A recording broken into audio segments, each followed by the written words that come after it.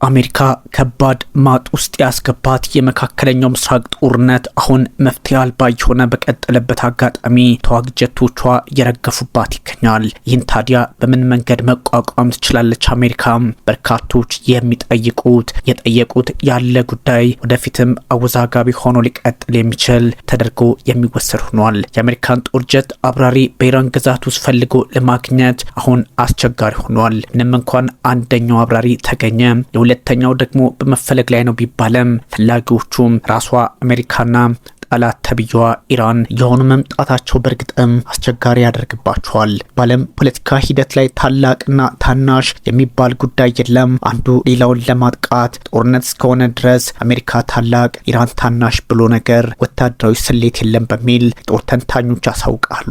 ምንም እንኳን በዓለም ላይ ቁጥር አንድ የጦር ባለቤቷም ሁሉንም ጉዳይ አንቀሳቅሳ ኢራን ላይ ጫና መፍጠር የሚችል አቅም ቢኖራትም ኢራን ደግሞ አሜሪካን በዚህ ልክ እየፈተነች እንደቀጠለች የሚጠቁምላት የአብራሪዎቹ በዛ አካባቢ ጉዳት ላይ መሆንና አንደኛው ደብዛው መጥፋት ነው እየተባለ ይገኛል። አሜሪካ ጦር ጀቶቿን አብራሪ በኢራን ግዛት ውስጥ ፈልጎ ለማግኘት የምታደርገው ጥረት እጅግ አስፈሪ፣ አደገኛ፣ ውስብስብ ዘመቻ በሚል በበርካቶች ዘንድ እየተገለጸ ይገኛል። አሜሪካ በእርግጥም የትላንቱን ብቻ ሳይሆን የዛሬን የነገንም ፖለቲካዋን ለማስቀጠል ይሄኛው ጉዳይ የምትቋጭበት አጋጣሚና ሁኔታ ትንበያውን ሊያስቀምጥ ይችላል እየተባለ ይገኛል። በኢራን ተመቶ የወደቀው የአሜሪካ ኤፍ-15 ተዋጊ አውሮፕላን ወይም ጀት አብራሪውን አንደኛውን በህይወት ማግኘት ቢችልም የሁለተኛው ነገርስ በሚል አሜሪካውያን ራሳቸው ጥያቄ መጠየቅ ጀምረዋል። በእርግጥም ለትራምፕ አጣብቂኝ ይሆንባቸዋል። እውነት ከሆነ ደግሞ ጉዳዩ በእርግጥም ሁለተኛው አብራሪ ጠፍቶ የሚቀር ከሆነ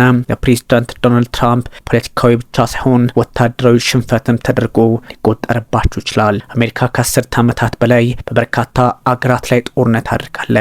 ከ2001 እስከ 2021 የአፍጋኒስታኑ ለሁለት አስርት ዓመታት የሚጠቀስ ነው። ታዲያ በእንደዚህ አይነቶቹ አጋጣሚዎች ባካሄደቻቸው ረዣዥም የጦርነት ታሪክ ውስጥ በጠላት ጦር ቀጠና ወይም ደግሞ የአየር ክልል ውስጥ ገብቶ የተመታን የወደቀ ወታደሯን ፈልጎ በማዳን ስኬቱ ውስጥ የቅርብ ጊዜ ታሪክ ሆኖ ተመዘገበላት ቢባልም አንደኛው ዳን እንጂ ሁለተኛው የተዋጊ ጀቱ ባልደረባ የት ገባ የሚለውን ጥያቄ ደግሞ መመለስ ይጠበቅባታል። ፔንታጎን በዛ ልክ ሀሳቡን አጠናቆ ወይም ደግሞ የፖለቲካውን መንገድን ብቻ ሳይሆን ወታደራዊ አካሄዱን አሳክቶ አሜሪካውያንን እፎይ ካላሰኛቸው እጅግ አስቸጋሪ፣ በእርግጥም ደግሞ ጦርነት ትርጉሙ መተላለቅ እንጂ ሌላ አይደለም የሚል ትርጓሜን እንዲፈጥር ያደርጋል።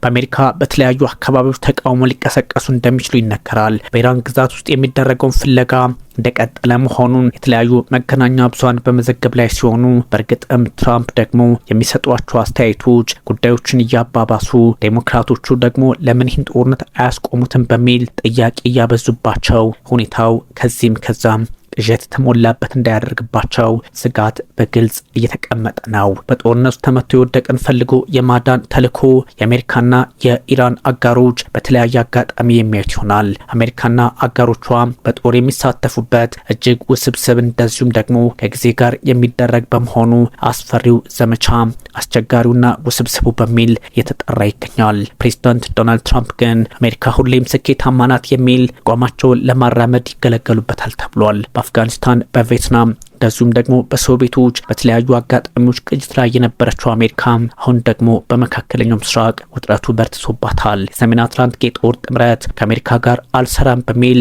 ጀርባ የመስጠት አዝማሚያ ውስጥ መሆኑ ደግሞ በእርግጥም ጥያቄውን በጥያቄ ላይ እየደራረበ እንደሚቀጥል ጠቋሚ ያደርገዋል። በአሜሪካ አየር ኃይል ውስጥ ለዚህ ተብሎ የሰለጠኑ ልዩ ወታደሮች በቦታው ይሰማራሉ፣ አሁንም ይኖራሉ ተብሎ ይታሰባል። ለቅድመ ጥንቃቄ በሚል በሚካሄድባቸው አካባቢዎች አስቀድመው ተሰማርተው ጉዳዮችን ያጣራሉ።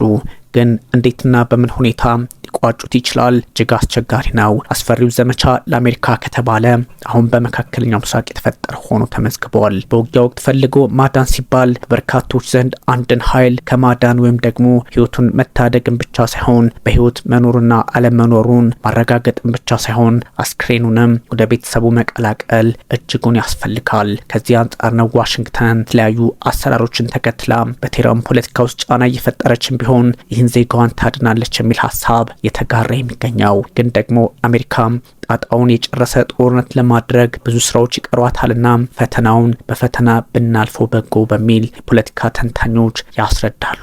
ተልዕኮው እጅግ ውስብስብ፣ አስቸጋሪ፣ ፈታኝ እንደሆነ ሳይታለም የተፈታ ነው። በውጊያ ወቅት ተመቶ የወደቀ አብራሪ ወይም ደግሞ በጠላት ጦር በሌላ አቅጣጫ ተቆርጦ የቀረ ይሉታል ወታደራዊ ተንታኞች። ሰራዊት የመፈለግ ሂደት፣ ድጋፍ መስጠትና የማትረፍ ዘመቻ ተደርጎ ትንታኔ ቢሰጠውም ግን ቋንቋው ከዚህ የተሻገረ ነው። አሁን አንድን ሰው ወይም ደግሞ አንድን አብራሪ የማዳን ጉዳይ አይደለም። ኢራን እንዴት የአሜሪካን አብራሪ መታች? ለፕሬዝዳንት ዶናልድ ትራምፕ በየኮንግረሱ በየህዝባዊ አደባባዩ በየተቃውሞው የሚነሳባቸው በመሆኑ ጉዳዩ ይሻገራል ነው ትርጓሜው። ታዲያ ከተለመደው አካሄድ ውስጥ ነው። በሰብአዊ ቀውስ ውስጥም ወይም ደግሞ በአደጋ ውስጥ ያሉ ሰዎች ፈልጎ የማግኘት ጥረት በተቃራኒው ጦርነት በሚካሄድባቸውና እጅግ ውስብስብ በሆኑ የውዝግብ ምንጭ በሆኑ ስፍራዎች ላይ የሚካሄድ ዘመቻ በመሆኑ በቀላሉ የሚታይ አይደለም። ፖለቲካዊ መስማማት ብቻ ሳይሆን አንዳንድ ወታደራዊ ስምምነቶች ያስፈልጋሉ።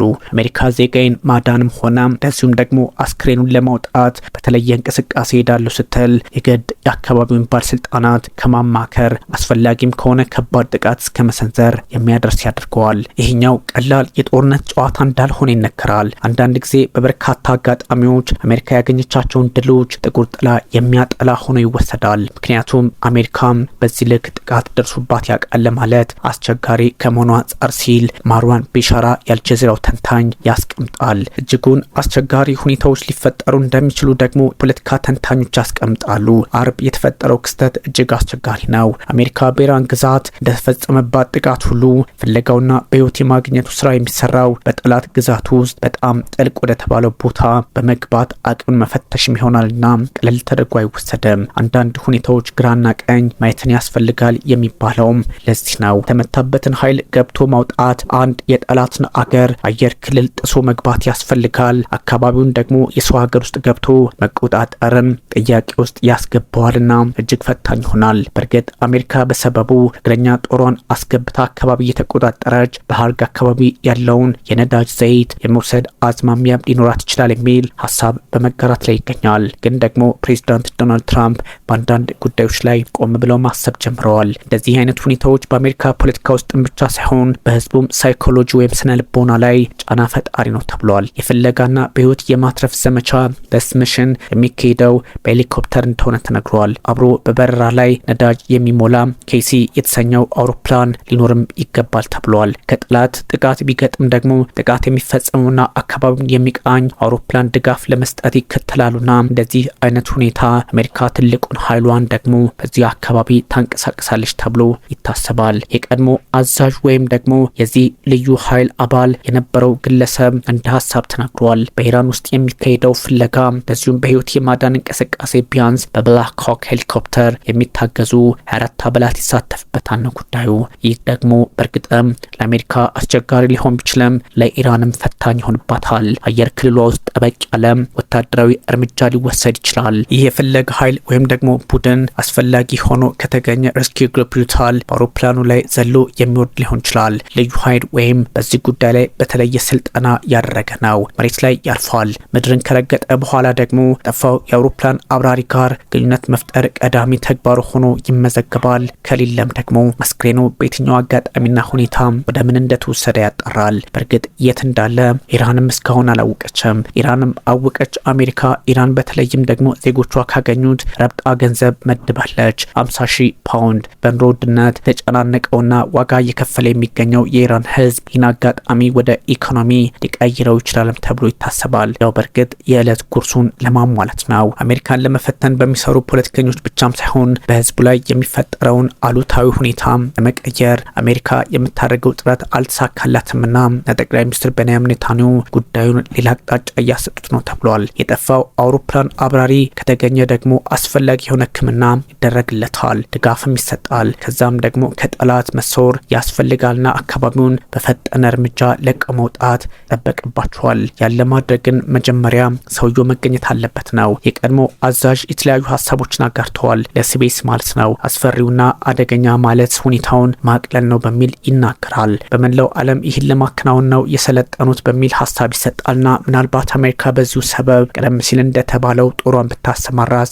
የሚል ሀሳብ እየተሰጠ ይገኛል። ስዊስ አርሚ ናይቭ ኦፍ ዘ ኤር ፎርስ የሚል ሀሳብ አለው። የአየር ኃይሉ የስዊዝ ቢላ በመባል የሚታወቅ በመሆኑ እንደዚህ አይነት አካሄዶች ደግሞ መልካቸውን የመለወጥና ያለመለወጥ ብቻ ሳይሆን ከዚህ ቀደም የነበሩ ታሪኮችን የመመለስና በአግባብ የማከናወን ታሪካዊ ሂደትን መከተልን ይፈልጋል። ምንም ሆኖ የሚያውቅ አይደለም። ቅርብ ጊዜ የተከናወኑ በህይወት የማትረፍ ዘመቻዎች ታሪክም አለ። በጦርነት ወይም ደግሞ በዛ በጠላት ቀጠና ውስጥ ያለው ተመተው የወደቁ ወታደሮች ፈልጎ በህይወት የማውጣት ተልእኮውን የሚወጡ ቡድኖች በኢራቅና በአፍጋኒስታን በተደረጉ ጥረቶች በስፋት ተሰማርተው እንደነበር ታሪክ ያስታውሳል። እነዚህ የልዩ ኃይል አባላት ናቸው የቆሰሉ ወይም ደግሞ ከውጊያ ቀጠና በመውጣት ያለባቸውን የአሜሪካና የአጋሮቻቸውን ወታደሮች ለማዳን በሺዎች የሚቆጠሩ ተልእኮዎችን ከማካሄድ ባሻገር ተሳካላቸውም ይነገራል። በ2005 በፈረንጆቹ አቆጣጠር የአየር ኃይል ቡድኖች በአፍጋኒስታን መንደር ውስጥ ጥቃት የተፈጸመበት እንዲሁም ሌሎች 3 አባላቱ ህይወታቸውን ካጡበት በኋላ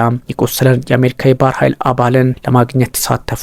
ከዛ ክስተት በኋላ ደግሞ ሎን ሰርቫይቨር የሚል ርዕስ ፊልም ተሰራ በሚል ቢቢሲ አስነብቧል። ከቅርብ 10 ዓመታት ወዲህ ተመተው የወደቁ የአሜሪካ አብራሪዎችን ለማግኘት የተደረጉ ዘመቻዎች ያን ያህል ብዙ ናቸው ለማለት አዳጋች ነው። አውሮፓውያን አቆጣጠር በ1999 በሰርቢያ ማለት ነው ይሄው የኤፍ ዝርያ ያለው የኤፍ 117 ተዋጊ አውሮፕላን አብራሪ ተመቶ ወደቀ። ከዛ ተፈልጎ ተገኘም። ይህ ቡድን ያደረገው ነው። በ1995 በቦስኒያ አሜሪካዊ አብራሪ ስኮት አግራዲ ተመቶ ከወደቀ በኋላ ለ6 ቀናት ራሱን ደብቆ ቆየ።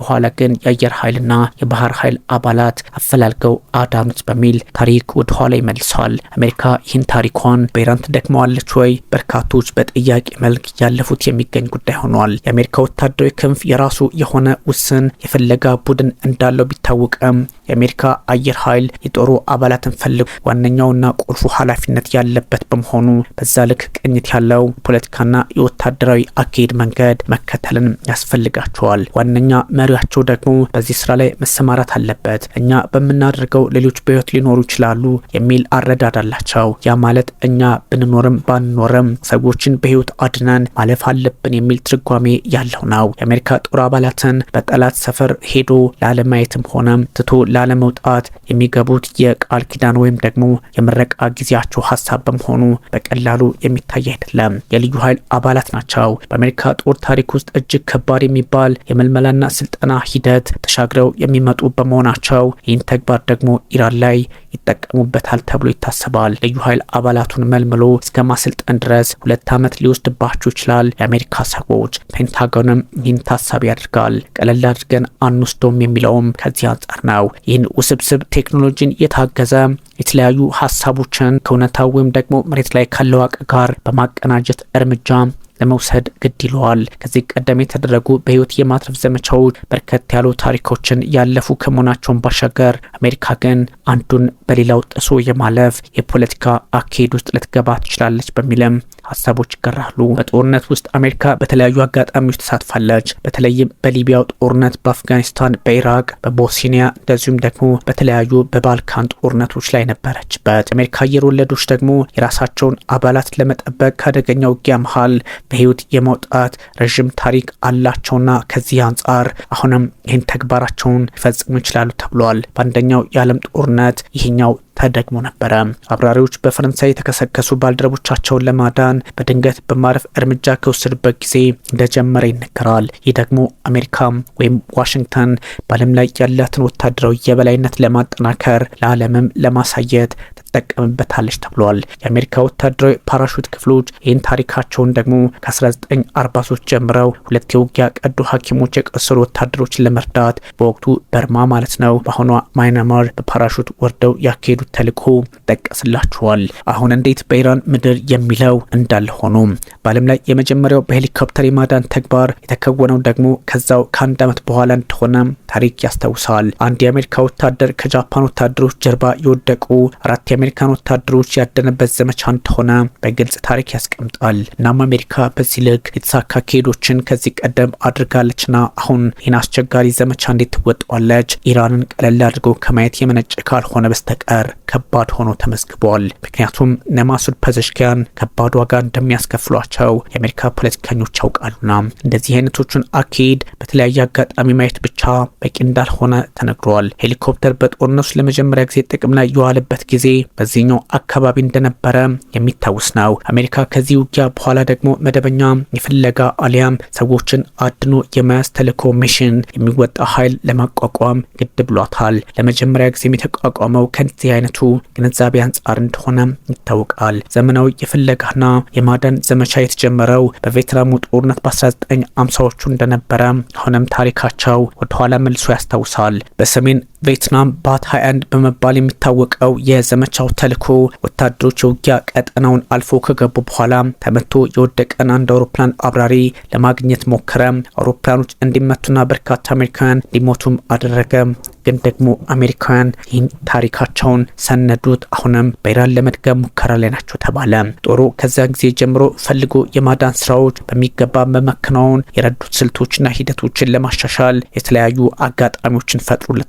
ለዚህ ደግሞ የፖለቲካ አረዳዱን በተለየ አቅጣጫ ለማየት የሚያስቡ ሰዎች እንዲፈጠሩ አድርጓል እየተባለ ይገኛል። የአሜሪካ ፖለቲካ በቀላሉ የሚታይ ነው ባይባልም አሁን ባለው ሁኔታ ግን ፕሬዚዳንት ዶናልድ ትራምፕ ከዴሞክራቶቹም የተለያዩ ጥያቄዎች እንዲነሱባቸው ያደረገ ይገኛል። ምናልባትም የአሜሪካ ጦርነት ተቋጨም አልተቋጨም በዚህኛው አውድ ውስጥ ማየት አስገዳጅ ሆኖ ተመዝግቧል። እናም ፖለቲካው በዚህ ልክ ይቋጭ አይቋጭ አስቸጋሪ ቢሆንም ትራምፕ ግን ይህን ዜጋቸውን ማዳን ካልቻሉ እጅግ አስቸጋሪ ነው። በተለይም ደግሞ ኢራን በተለያዩ የኒውክሌር ጣቢያዎቿ ላይ ጥቃት ይደርስባታልና ይህ ጉዳይ በቀላሉ ባይታይ የሚል ሀሳብ እየወጣ ይገኛል። ዓለማችን ትርምስ ላይ ባለችበት ሰዓት ፕሬዚዳንት ዶናልድ ትራምፕ በራሳቸው መንገድ የተለያዩ ሀሳቦችን